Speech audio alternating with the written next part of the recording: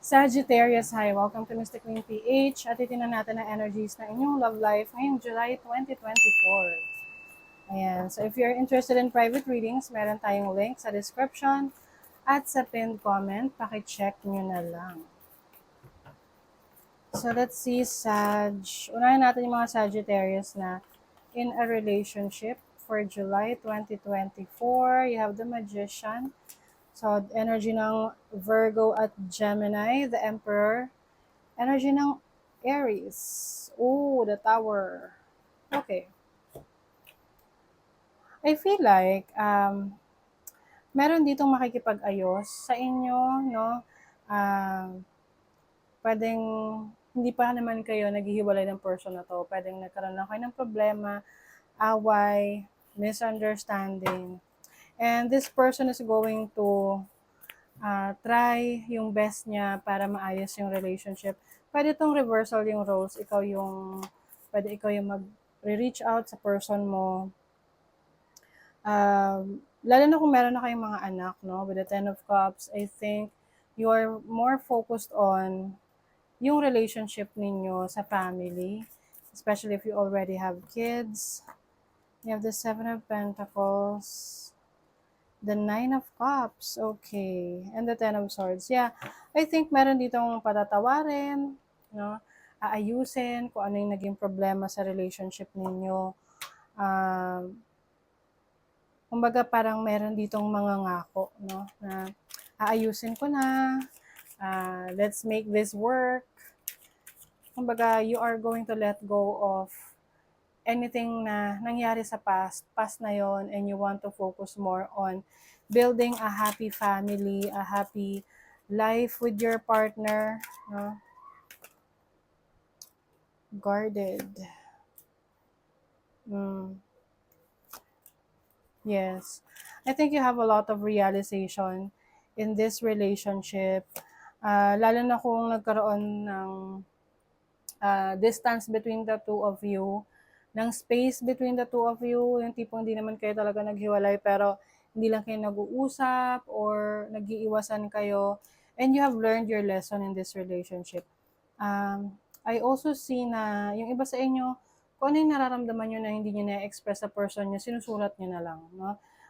Nag-journal kayo. Maaring I see someone na naka-discover ng journal ng other person, no? Kung mahilig kayo mag-diary, pwedeng nabasa niya yung mga hinaing mo, yung mga saloobin mo, and possible that this person felt the guilt, no? Na-guilty siya sa nangyari. Maaring naintindihan niya yung perspective mo, activation ng higher self, synchronicities. Yeah, I think this person realized na itong relationship ninyo is worth saving, it's worth na working on.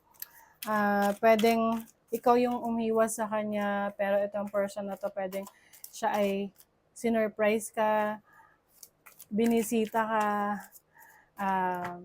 or talagang siya yung nag-e-effort para maayos yung relationship ninyo. Yeah, may mga trick, o diba? Feeling ano siya, guilty sa nangyari sa past. At maaring alam niya kung ano yung mga naging pagkukulang niya, ano yung dapat sanang ginawa niya, ano yung dapat na hindi niya ginawa para naayos yung relationship ninyo agad-agad or hindi na humantong sa problema. Kasi pwedeng yung person mo masyadong controlling over you, maaring may mga times na gusto niya siya yung nasusunod, at tumating dun sa point na medyo masyado na siyang commanding, no? And now this person has realized na meron siyang mali, no? Importante naman, no, 'di ba?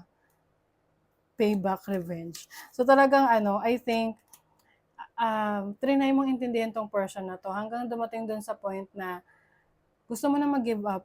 Tapos nung time na yon, doon na-realize ng person mo na teka, hindi pala niya kayang mawala ka sa buhay niya.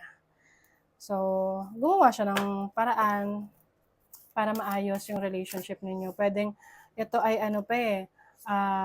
kumonsulta pa sa ibang mga kaibigan or mga taong nakakakilala sa inyo para kumbaga makialam na rin somehow at mabigyan kayo ng payo para sa inyong relationship. Oh my God, oh, diba? Take a chance on love. When we love, our lives are changed forever. So I think this relationship, you will give this a chance na maayos dahil nakikita mo na may pagbabago naman sa person mo. Okay, so let's see naman yung mga singles. Single na Sagittarius. Walang relationships. Okay, let's see Sag. Singles, love life, July 2024. Ten of Cups. Eight of Swords. Some of you, focus ang inyong family life. Yung friends ninyo, parang meron kayong mga sinasarili lang na na issue, problema, no? Wala kayong pinagsasabihan ng ng totoong feelings nyo towards your situation. Pwedeng pinapakita nyo na you are okay, you are doing well, pero you are really going through something. Pwedeng may mga times na malungkot ka, umiiyak ka, mag-isa ka lang. Kaya may mga pagkakataon na nililibang mo yung sarili mo. Yung iba sa inyo, nililibang niyo yung sarili niyo sa trabaho, sa business ninyo, sa mga investments ninyo. And I think you're going to do something different ngayong July. You will be taking care more about yourself. No? Alagaan mo yung sarili mo. Parang i-reinvent mo yung sarili mo. Yung iba sa inyo, pwedeng may physical changes, no, sa appearance ninyo, sa pananaw ninyo sa buhay. Yes, you are gaining clarity in this situation. So para sa'yo, alam mo kung ano yung best for you, alam mo kung ano yung hindi. And I think you are still positibo pa rin yung pananaw mo. Very optimistic ka pa rin na darating yung person for you. May divine timing dito. Merong Mercury, communication, travel. So possible that possible na merong person from the past na makipag-usap sa'yo. So, depende na yan sa naging history ninyo ng person na to. Kung hindi maganda yung naging relationship ninyo, iwasan mo nang i-entertain kasi, diba? Doubtful tong intention ng person na to eh. Baka ma-trigger ka lang, no? Minsan kasi may mga ganon na ex mo na, pero they will still try to mess up with you. Tinetest ka kung naka-move on ka na ba sa kanila. Yung parang pride nila yon pag naramdaman nila na papalag ka pa. No? Pag naramdaman nila na may interest ka pa. So parang tumataas yung kanilang tiwala sa sarili nila na, uy, si Sagittarius hindi pa nakaka-move on. Ayan, no?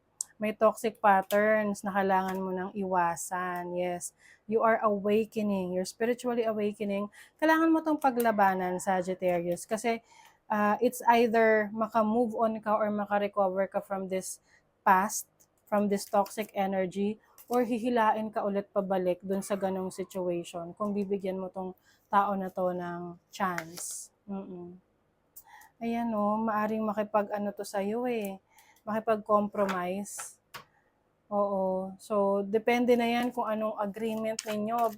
But kung pareho pa rin yung situation na i-offer niya, wag mong asahan na may magbabago doon, no?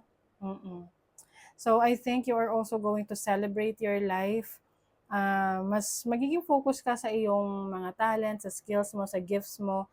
I think you are very talented, no? You are gifted with a lot of skills and creativity na pwede mong gamitin to, make yourself abundant, mas maging maganda yung estado ng buhay mo. So I think doon ka mas maganda na magbigay ng focus and attention kesa dito sa energy from the past na pinagtitripan ka lang na pabalik-balik pero wala namang nagbabago sa kanya for the better.